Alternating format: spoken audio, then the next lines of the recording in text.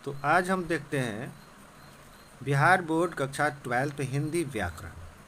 तो हिंदी व्याकरण में क्लास 12 के लिए क्या क्या पढ़ना है, इसको पहले समझते हैं। जो हमारा सिलेबस है इसको समझते हैं, क्योंकि जब तक ये पता नहीं चले कि हमको पढ़ना क्या क्या है तो आप पढ़ेंगे कैसे। इसलिए सबसे पहले हम देखेंगे कि हिंदी व्याकरण में क्लास 12 बिहार बोर्ड में क्या क्या पढ़ना होता है और क्या क्या इससे संबंधित एग्ज़ाम्स में प्रश्न आते हैं, तो उसको देखते हैं।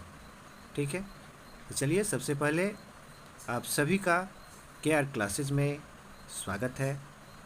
और चलिए इस लेसन को शुरू करते हैं और देखते हैं। तो पहला देखते हैं कि बिहार बोर्ड कक्षा 12 हिंदी व्याकरण BSEB, ये तो जानते ही हैं। उसमें सबसे पहला हमारा है, पहला जो अध्याय होगा वो है हमारा भाषा और व्याकरण। भाषा और व्याकरण। तो इसके अंतर्गत हम क्या पढ़ेंगे? भाषा की परिभाषा, ठीक है, और उसके भेद को पढ़ना है।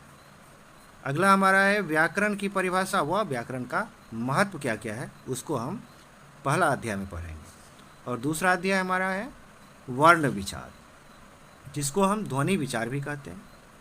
इसमें हम वर्ण की परिभाषा, स्वर और व्यंजन, और इसमें क्या पढ़ना है? संधि। संधि पढ़ेंगे, संधि का परिभाषा और प्रकार, जैसे स्वर संधि, व्यंजन संधि और विसर्ग संधि, ये तीनों को हम पढ़ेंगे। और तीसरा अध्याय में हमारा है शब्द विचार। तो ये है, इसमें क्या क्या पढ़ना है शब्द विचार में। तीसरा जो अध्याय है इसमें पढ़ना हमको है शब्द की परिभाषा और शब्द के भेद।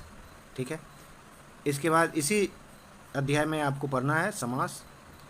अब समास का परिभाषा पढ़ेंगे और उसके भेद पढ़ेंगे। द्वंद्व, द्विगु, कर्मधारा, तत्पुरुष, बहुव्रीहि और अव्ययी भाव, ये सभी को विस्तार से पढ़ना है। किस अध्याय में? अध्याय 3 में पढ़ना है, शब्द विचार के अंतर्गत। समास और विग्रह, ये भी पढ़ना है। उपसर्ग और प्रत्यय, इसको भी पढ़ना है। तो देखते चलिए पढ़ना क्या क्या है।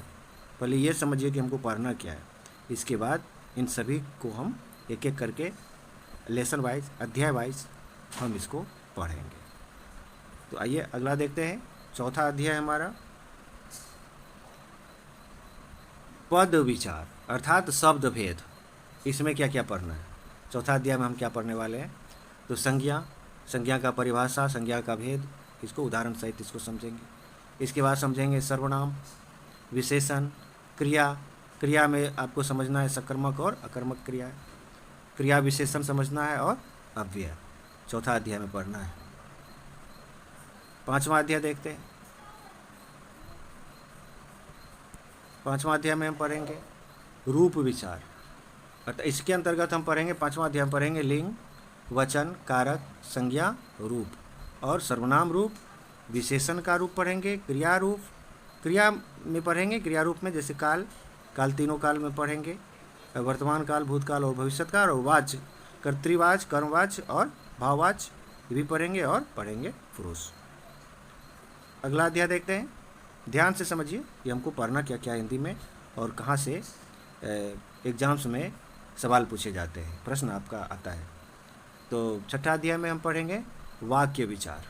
ठीक है, इसके अंतर्गत हमको क्या पढ़ना है? वाक्य की परिभाषा, वाक्य के भेद, ठीक है, प्रकार, भेद जिसको कहते हैं। तो ये वाक्य भेद के अंतर्गत हमको पढ़ना है साधारण वाक्य, मिश्र वाक्य और संयुक्त वाक्य। इसके बाद अगला देखते हैं वाक्य अशुद्धि व उसका शुद्ध रूप। वाक्य का अशुद्धि, शुद्ध रूप और अशुद्ध रूप। जैसे अशुद्ध रूप आपको मिला तो उसका शुद्ध कैसे होगा, ठीक है, ये भी इसी में समझना है। और सातवां अध्याय हमारा आ जाता है अलंकार। ये है शब्दालंकार। इसके अंतर्गत हम क्या पढ़ेंगे? अनुप्रास, यमक, श्लेष आदि। कुछ बच्चे इसको सुने भी नहीं होंगे, तो आज ध्यान से सुन लीजिए आप। अर्थालंकार, इसमें क्या पढ़ेंगे? उपमा, रूपक, है ना, उत्प्रेक्षा, अतिशयोक्ति आदि इसके अंतर्गत हम पढ़ेंगे, अलंकार में पढ़ेंगे ये सभी चीज़। और 8वां अध्याय हमारा है रस। देखिए इसको, रस। अब रस ये हिंदी साहित्य धीरे धीरे हम लोग यदि बुक पोर्शन आप देखेंगे, किताब को पढ़ेंगे, तो उसमें यदि आप लेसन नहीं देखें तो गद्य और पद्य किसको बोलते हैं उसका भी लेसन है, वहाँ पर आप देख सकते हैं।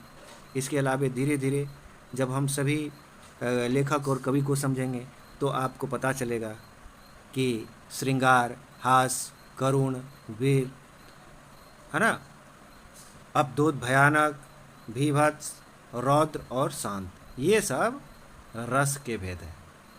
ठीक है। और अगला हमारा अध्याय है 9वां अध्याय में हम पढ़ेंगे छंद की परिभाषा व भेद, मात्रिक और वर्णिक छंद, ये पढ़ेंगे।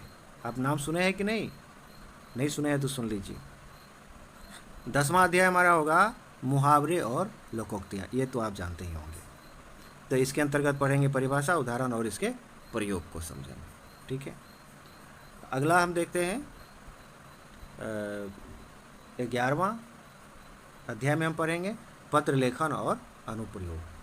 औपचारिक व अनौपचारिक पत्र किसको कहते हैं, पता है? नहीं पता है तो लेसन में हम सीखेंगे। प्रार्थना पत्र, प्रार्थना पत्र कब लिखा जाता है? निवेदन पत्र कब लिखा जाता है? समाचार पत्र के लिए पत्र। इसके बाद देखेंगे अनुप्रयोग, जैसे विद्यालय प्रधानाचार्य को आवेदन। ठीक है। तो ये सभी चीज़ हम 11वें लेसन में पढ़ेंगे। और 12वें लेसन में क्या पढ़ेंगे? निबंध लेखन। अब निबंध तो सभी लिखने जानते हैं, लेकिन जो इसका क्रम है लिखने का, ठीक है, तो इसको लिखने का भी कुछ विधि है कि पहले क्या, इसके बाद क्या, इसके बाद क्या, किस तरह से इसको हम निबंध लेखन को सजाएंगे, क्रमबद्ध लिखेंगे, इसको हम इस लेसन में समझेंगे। तो चलिए इस लेसन में सामयिक, सामाजिक, सांस्कृतिक व साहित्यिक विषयों पर क्या सीखेंगे हम लोग? निबंध सीखेंगे। इसके बाद आता है अनुवाद। ठीक है। लास्ट जो हमारा अध्याय होगा वह होगा अनुवाद का। इसमें क्या होगा? अंग्रेजी से हिंदी या फिर हिंदी से अंग्रेजी। इसके जो सरल वाक्य हैं उन सभी वाक्यों का हम अनुवाद भी सीखेंगे। तो चलिए, यदि आप अभी तक हमारे चैनल को सब्सक्राइब नहीं किए हैं, अर्थात KR क्लासेस चैनल को सब्सक्राइब नहीं किए हैं, तो फटाफट से आप क्या करिए, चैनल को सब्सक्राइब कर लीजिए।